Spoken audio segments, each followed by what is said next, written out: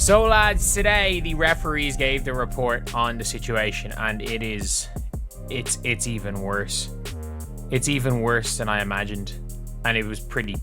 The WNBA referees have finally dropped their so-called official report on the chaos that unfolded with the Connecticut Sun, and somehow it's even more outrageous than fans imagined. Instead of taking accountability, the league doubled down, defending the ejection of Sophie Cunningham and brushing off what looked like a blatant attack on Caitlin Clark. Their excuses? Embarrassing. The way they twisted the situation makes it crystal clear. Clark was never protected. She was targeted. This report doesn't just confirm fans' suspicions, it exposes the deep-rooted corruption that's been lurking inside the WNBA's officiating all along. Why was JC Sheldon's foul upgrade to flagrant one? In the judgment of the officials, the foul by Sheldon was unnecessary. The contact to Clark's face. Furthermore, there was a wind-up and impact, and the contact to face carries potential for injury. How did you come to the conclusion that that is a flagrant one? How did you come up to the conclusion that it was unnecessary? There was a wind-up, and it was to the face. The three of them that is a flagrant 2. By definition, you have described a flagrant. After reading the referees' weak and laughable explanations, it's hard not to wonder, is the WNBA actively trying to sabotage Caitlin Clark? The official report from the Connecticut Sun versus Indiana Fever game just dropped, and let me tell you, it's the most incriminating evidence yet of blatant bias in WNBA officiating. These refs didn't just miss the mark, they exposed themselves. They showed clear favoritism by protecting the players who targeted Caitlin Clark while punishing those who stood by her. And the report? It's a disaster. Every excuse they gave somehow makes the officiating look worse than before. It's like watching someone confess to a crime while still claiming they did nothing wrong. Let's start with the biggest joke, their explanation for why JC Sheldon's brutal eye rake on Clark was only ruled a flagrant 1, instead of the obvious flagrant 2, an ejection it should have been. According to the refs, Sheldon's foul was unnecessary, with wind-up and impact to Clark's face that carried the potential for injury. Read that again, they literally described a textbook flagrant 2, while defending why they only gave her a flagrant 1. Make it make sense. Unnecessary contact. Wind up and unnecessary. The two of those can be a flagrant 2. And face. You have described why was it a flagrant 2. You have just described a flagrant 2 as your answer for why it was upgraded to a flagrant 1. You have just described. The definition of a flagrant 2 is crystal clear: excessive contact, a wind-up motion, and a real risk of injury. And yet, the refs literally checked every one of those boxes in their explanation, only to turn around and claim it wasn't a flagrant 2. That's like describing a murder scene and then handing out a ticket for jaywalking. The logic? Completely broken. This wasn't just a bad call, it was a decision that felt pre-planned from the start. Their own words prove it.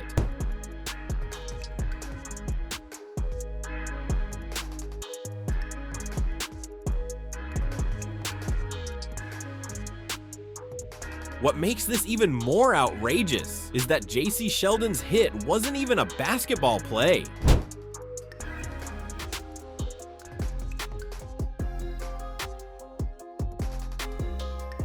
Caitlin Clark was dribbling with her left hand when JC Sheldon suddenly swiped at her right eye. The ball wasn't even close to where the contact happened. This wasn't some incidental clash during live play. It was a cheap shot, a blatant attempt to hurt the league's biggest name. And yet somehow the refs downplayed it like it was no big deal. But it gets worse. Let's talk about Wnba. She literally sprinted across the court during a dead ball just to slam her body into Clark and knock her to the floor. That's not a basketball move? That's a targeted hit, but what did the officials say? That Mabry's contact didn't meet the criteria for a flagrant or an ejection. Seriously? So now physical assault during a stoppage of play is allowed, as long as it's directed at Caitlin Clark? The hit was so obviously out of bounds that even casual viewers were demanding an ejection in real time. Mabry had zero reason to be anywhere near Clark, let alone to truck her like that. It was retaliation, pure intimidation. But to these refs, just another day of basketball.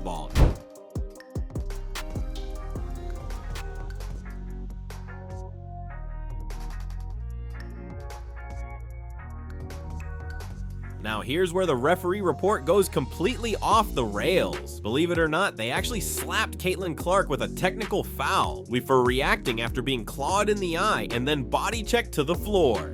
Let that sink in. According to these refs, holding your face in pain and trying to walk away from the players who just attacked you is unsportsmanlike conduct. Seriously, what was she supposed to do? Smile and thank them for the assault? Can you specifically detail what you mean by get control of the game, just to be in your words?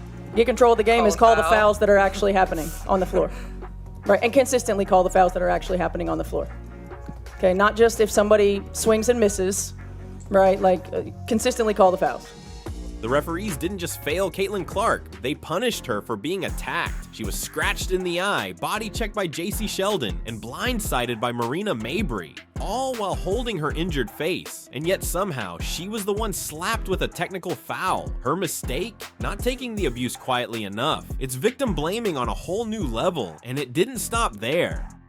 The explanation for Tina Charles's technical foul was equally absurd. According to the refs, Charles walked toward Clark in an unsportsmanlike manner. So now, pointing and walking is a technical foul, but clawing someone's eye and slamming them to the ground, that's just basketball? The double standard is so blatant, it's insulting. Ironically, the only call the refs got right was the flagrant 2 on Sophie Cunningham. They admitted it was excessive and unnecessary. And that was true. Sophie grabbed Sheldon around the neck in retaliation for what had been done to Clark. But here's the catch. Sophie's foul was actually called correctly, while the original assaults were minimized or ignored. What makes this entire mess worse is what the refs admitted next. In their own words, they acknowledged losing control of the game. They admitted things spiraled because they failed to take action early. But instead of owning that failure, they blamed everyone except the players who started it. Take Lindsay Allen's ejection, for example. She barely got involved in the scuffle after Sophie went after Sheldon, and yet she got tossed. Meanwhile, Marina Mabry, who delivered the most aggressive hit of the night, stayed in the game. The selective enforcement was laughable, but Coach Stephanie White, she handled it perfectly. When reporters tried to drag Clark into commenting on the refs post-game, White stepped up. She shielded her star player and delivered a professional yet powerful message. White didn't lash out. She didn't have to. Her calm takedown of the officiating was brutal in its precision. She said the refs knew in the first quarter that things were getting out of control and failed to act. Without raising her voice, she made it clear this was pure incompetence. And her most devastating line, she praised the league.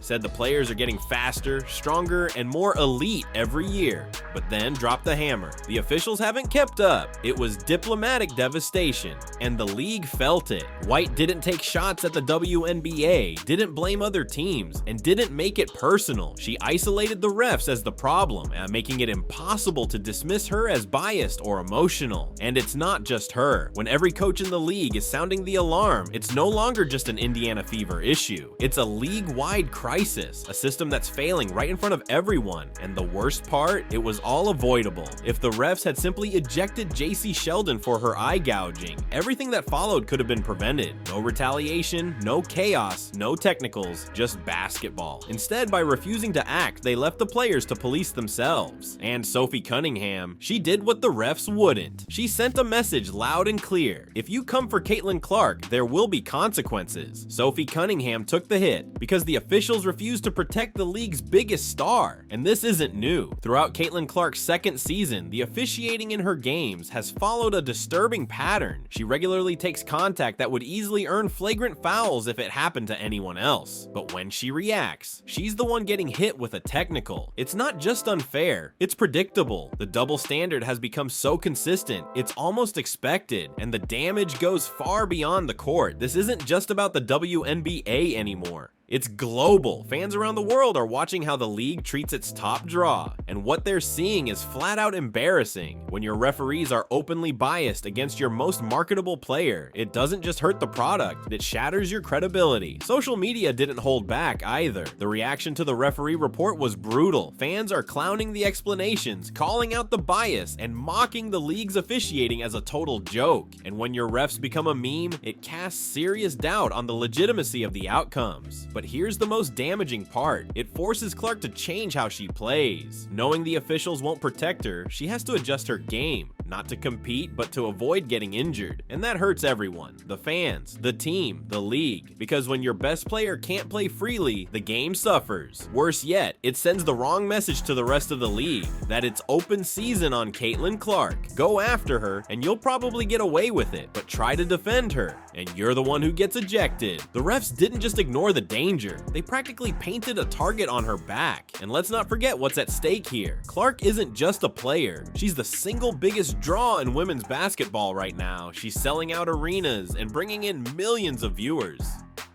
So when the officiating puts her at risk, physically and competitively, they're not just blowing calls, they're jeopardizing the WNBA's most valuable asset. And this didn't happen in a random low-stakes matchup. It happened on national television. Millions tuned in to watch Caitlin Clark, and what they saw was her being attacked, penalized, and ignored by the very people who are supposed to keep the game fair. That's not just bad optics, that's brand damage. The referees involved in this game need to face real consequences. Their own report admitted failure after failure, all while trying to defend calls that were clearly biased, and the timing couldn't be worse. The WNBA is in the middle of crucial media rights negotiations, trying to prove it's a serious professional league, but this kind of refereeing chaos, it raises serious doubts about whether the league is ready for that next level. Look across professional sports. You'll rarely find something this blatant. Even in leagues with known ref issues, it's uncommon to see officials admit they lost control, while still blaming the victims of their incompetence. This level of mismanagement is almost unheard of, and to make things worse, Caitlin Clark is only in her second season. She should be focusing on her growth, leading her team, and chasing championships. Instead, she's being forced to navigate games where it feels like the officials are working against her.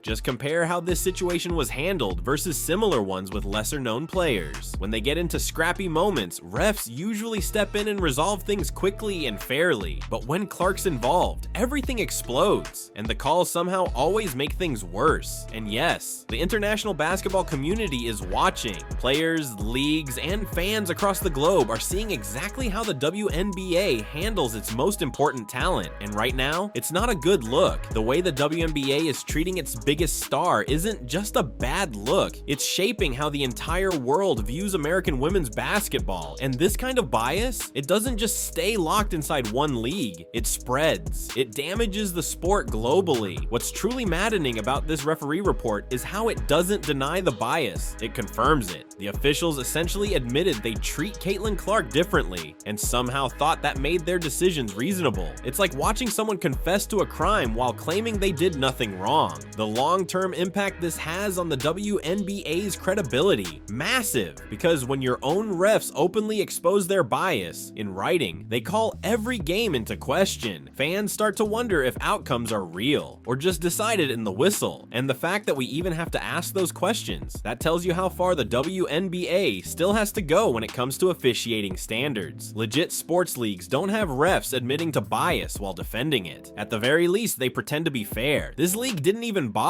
This referee report may go down as one of the most damaging documents in WNBA history. It's not just an excuse-filled explanation, it's written proof, undeniable evidence that the fans calling out corruption were right all along, and the backlash was instant. From sports commentators to business analysts to casual viewers, the reaction was brutal. People couldn't believe what they were reading. When your officiating becomes a national punchline, it means something is broken at the core, and looking ahead, the consequences are only going to get worse. If players see that refs won't protect Clark, some will take advantage. They'll push the boundaries, take cheap shots, and test how far they can go, and that puts everyone at risk. What makes all of this so frustrating is that it never had to happen. If the referees had just done their job, just called the game fairly, well, none of this chaos would exist. Instead, their failure sparked a scandal that hurt players, coaches, and the entire league. This report will stand as permanent proof of officiating bias against Caitlin Clark. Years from now, when people ask how the WNBA let things spiral so far out of control, this will be Exhibit A, because now we know the corruption wasn't just real, it was admitted